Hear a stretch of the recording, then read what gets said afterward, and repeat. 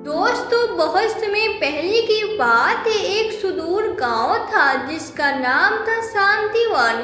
यह गांव पहाड़ों और घने जंगलों से घिरा हुआ था। यहाँ के लोग सीधे साधे थे और जीवन यापन के लिए खेती बाड़ी करते थे। हालांकि गांव का नाम शांतिवन था, लेकिन वहाँ की गलियों में शांति कम और कड़वाहट ज्यादा थी। यह गांव अंधविश्वास और सामाजिक कुरीतियों में जकड़ा हुआ था। इस गांव में रहती थी एक महिला जिसका नाम था माधवी। माधवी एक विधवा थी और उसके पति की मृत्यु को 3 साल हो चुके थे।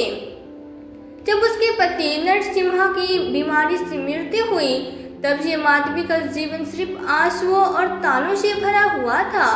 नरसिम्हा गांव के एक साधारण किसान थे। उनका घर छोटा सा था, लेकिन उसमें माधवी और नरसिम्हा के बीच का प्यार और समझदारी बसती थी। लेकिन जैसे ही नरसिम्हा की मृत्यु हुई, माधवी का संसार अंधकार में डूब गया। गांव के लोग उसे एक अशुभ स्त्री मानने लगे। गांव की महिलाएं उसके साथ उठने बैठने से कतराने लगी और पुरुष उसे तानों से नवाजने लगे। बच्चों को कहा जाता था कि माधवी के घर के पास भी न जाए। हर सुबह जब माधवी गांव के कुएं में पानी भरने जाती, तो महिलाएं आपस में फुसफुसाती आ गई, जिसके पांव जहां पड़ते हैं वहां कुछ अशुभ ही होता है। माधवी ने इन तानों को अनसुना करने की कोशिश की, लेकिन उनकी बातें उसके दिल को चीरती रहती। रातें उसके लिए और भी कठिन हो गई थी। अब पूरा गांव गहरी नींद में सो जाता। माधवी आंगन में बैठकर आकाश की ओर देखती। चांद की चांदनी उसकी आंखों में आंसू भर देती। वो अक्सर अपने पति की तस्वीर के सामने दीप जलाकर रोती और भगवान से पूछती, मैंने कौन सा पाप किया था जो मेरा जीवन इस तरह नर्क बन गया। कई बार उसने गांव छोड़कर जाने की भी सोची, लेकिन जाती कहाँ। उसके माता पिता बहुत पहले ही मर चुके थे और भाई बहन तो बहुत पहले ही उसे छोड़ चुके थे। एक दिन जब माधवी अपनी झोपड़ी के बाहर बैठी थी, उसने देखा कि गांव के बाहर वाले रास्ते पर 3 साधु चल रहे थे। वे सफेद दाढ़ी वाले भगवा वस्त्र पहने हुए थे। उनके चेहरे पे तेज था, लेकिन आंखों में एक अजीब सा रहस्य झलक रहा था। गांव वालों ने साधुओं को देखते उनके चारों ओर घेर लिया। सभी ने उनके पांव छुए और आशीर्वाद मांगा। गांव के मुखिया ने विनती की, महाराज कृपया हमारे गांव में कुछ दिन रुके, हमें आपका आशीर्वाद चाहिए। साधुओं ने गांव में रुकने के लिए हामी भर दी, लेकिन फिर उसकी नजर माधवी पे पड़ी। उससे वृद्ध साधु ने माधवी को देखते ही कहा, यह स्त्री दुख से घिरी है, लेकिन इसके भाग्य में कुछ अनोखा लिखा है। गांव वाले यह सुनकर हैरान हो गए। उन्हें विश्वास ही नहीं हो रहा था कि वही माधवी जिसे वे अशुभ मानते थे, उसके भविष्य में कुछ खास हो सकता है। माधवी खुद भी हैरान थी। उसके मन में सवाल उठे, ये साधु कौन है और मेरे भाग्य के बारे में ऐसा क्यों बोल रहे हैं। तीनों साधु गांव के बीच स्थित एक पुराने मंदिर में ठहरे। यह मंदिर वर्षों से वीरान पड़ा था, लेकिन साधुओं के आते ही वहां रौनक लौट आई। गांव वाले उन्हें देखने के लिए रोज वहां पहुंचते और उनके प्रवचनों को सुनते। माधवी भी मंदिर के बाहर खड़ी होकर साधुओं की बातें सुनती, लेकिन गांव के लोग उसे भीतर जाने नहीं देते थे। एक दिन जब सभी लोग प्रवचन सुन रहे थे, तब सबसे वृद्ध साधु ने कहा, हर व्यक्ति के जीवन में दुख आते हैं, लेकिन केवल वही व्यक्ति अपने भाग्य को बदल सकता है जो अपने भीतर रहस्य को पहचान ले। माधवी को यह सुनकर अजीब लगा। वो सोचने लगी, क्या मैं अपने दुख को दूर कर सकती हूँ? क्या मैं भी अपना भाग्य बदल सकती हूँ? माधवी के मन में एक अजीब सी हलचल हो रही थी। साधुओं के शब्दों ने उसकी आत्मा को छुआ था और वो समझने की कोशिश कर रहे थे कि हमने अपने दुखों से बाहर कैसे निकला जा सकता है। उसने कभी सोचा भी नहीं था कि उसकी जिंदगी में कुछ अच्छा हो सकता है, लेकिन अब वो किसी आस की तलाश में थी। एक दिन माधवी ने मन में ठान लिया कि वो इन साधुओं से मदद लेगी। उसने अपने घर की सफाई की और कुछ साधारण फल और जल लेकर मंदिर की ओर बढ़ी। मंदिर में साधु बैठे हुए थे। और गांव वाले उनके चारों ओर जमा थे। महाराज, साध्वी ने धीरे से कहा, क्या आप मुझे कुछ ऐसा सिखा सकते हैं जिससे मेरी जिंदगी बदल सके? साधु ने माधवी की आंखों में गहरी नजर डाली और फिर अपनी दाढ़ी को सहलाते हुए कहा, तुम्हारे जीवन में अंधेरा है, लेकिन यह अंधकार केवल एक भ्रम है। अगर तुम सच्चाई और साहस से अपने भीतर की शक्ति को पहचान सको तो तुम्हारा भाग्य बदल सकता है। फिर साधु ने माधवी को एक चुनौती दी, अगर तुम हमारी 3 परीक्षाओं को पार कर सको तो तुम्हारा जीवन बदल जाएगा। माधवी ने डरते हुए पूछा, क्या परीक्षाएं हैं महाराज? साधु ने मुस्कुराते हुए कहा, पहली परीक्षा है आत्मसंयम।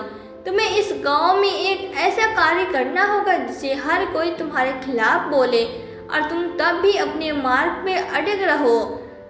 दूसरी परीक्षा साहस, तुम्हें अपनी सबसे बड़ी भय को हराकर उससे सामना करना होगा।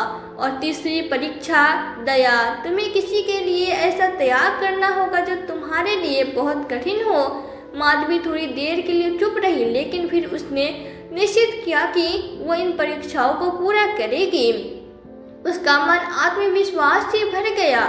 उसने साधु को प्रणाम किया और वापस अपने घर लौट आई, यह सोचते हुए कि उसकी जिंदगी अब बदलने वाली है। माधवी ने सबसे पहले आत्मसंयम की परीक्षा का सामना करने का निश्चय किया। पहले दिन ही उसे यह कार्य कठिन लगा, क्योंकि उसे यह करना था कि वो गांव में किसी भी आलोचना या ताने को नजरअंदाज कर सके। एक दिन जब वो पानी भरने जा रही थी तो कुछ महिलाओं ने उसे घेर लिया और कहा, तुम तो सबको गलत रास्ते पर ले जाओगी, तुम्हारी उपस्थिति ही इस गांव के लिए अपशगुन है। माधवी ने गहरी सांस ली और बिना कोई प्रतिक्रिया दिए चुपचाप पानी भरने लगी। उसका मन अंदर से कांप रहा था, लेकिन उसने साधुओं से सीखा हुआ आत्मसंयम अपनाया। वो जानती थी कि उसका उद्देश्य केवल यह था कि वो खुद को साबित कर सके, न कि दूसरों को जवाब दे। कुछ दिन बाद उसे फिर से गांव वालों ने ताने सुनाने को मिले, लेकिन इस बार वो चुप रही। उसका ध्यान केवल अपनी यात्रा पर था। गांव वालों की बातें उसके दिल को छूने लगी, लेकिन उसने हर बार अपने आत्मसंयम को मजबूत किया और जवाब नहीं दिया। वो अपनी परीक्षा पूरी कर रही थी। साधु ने देखा कि माधवी ने आत्मसंयम की परीक्षा पास कर ली थी। वो अब पहले से कहीं ज्यादा आत्मविश्वास लग रही थी। अब दूसरी परीक्षा थी साहस की।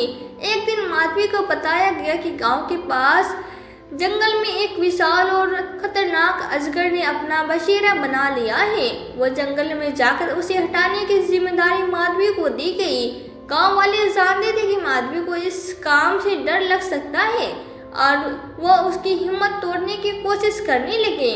माधवी डर के बावजूद तैयार हो गई। उसने सोचा, यदि मैं यह नहीं कर पाई तो मैं साधु के सामने कैसे आत्मविश्वास दिखा पाऊंगी। वो जंगल की ओर बढ़ी, जहाँ अंधेरा था और हवा में एक डरावनी सी सन्नाटे की गूंज थी। जैसे ही वो अजगर के बिल के पास पहुंचे, उसे देखा कि वो अजगर अपने बिल से बाहर निकलकर जंगल में घूम रहा था। वह दृश्य उसे डराने वाला था, लेकिन माधवी ने अपने डर को काबू किया। उसने सोचा, यह अजगर मेरा डर नहीं है, मेरा असली डर वह है जो मेरे अंदर है, जो मुझे रोकता है। वो धीरे धीरे अजगर की ओर बढ़ी और उसे देखा। उसने अपनी छड़ी को उठाया और एक साहसिक कदम उठाया। वह अजगर के पास पहुंची और उसे धीरे से खरीदने लगी।